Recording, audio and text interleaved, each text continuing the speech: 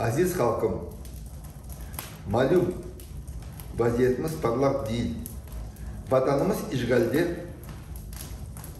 ve biz bu vaziyetini rehinlerimiz. Ama belli ki bir zorluk sonsuz olmaz. Ve ben bu yolda sizge büyükten büyük sabır dilerim.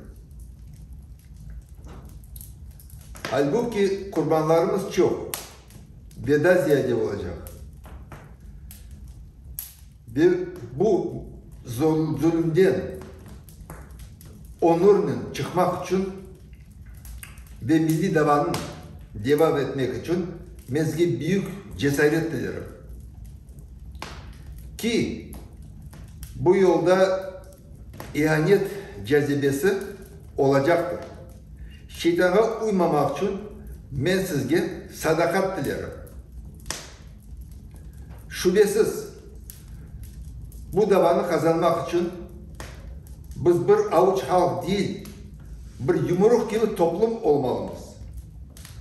Ve onun için sizge kusurlarınızdan vazgeçip çok güzel, insanseverlik, şefkat, cömertlik duygular bile siz gibi hissetmeyi dileyim. Ve elbette Allah nasip etsin. Baht, saadet, ailege, muvaffakiyetli gençlerge ve çalışkanlarga, ilham sanatçılarga, hürriyet ve müstakil ulu vatan, devlet o toprağımızda halkıma, şerefeler milletim,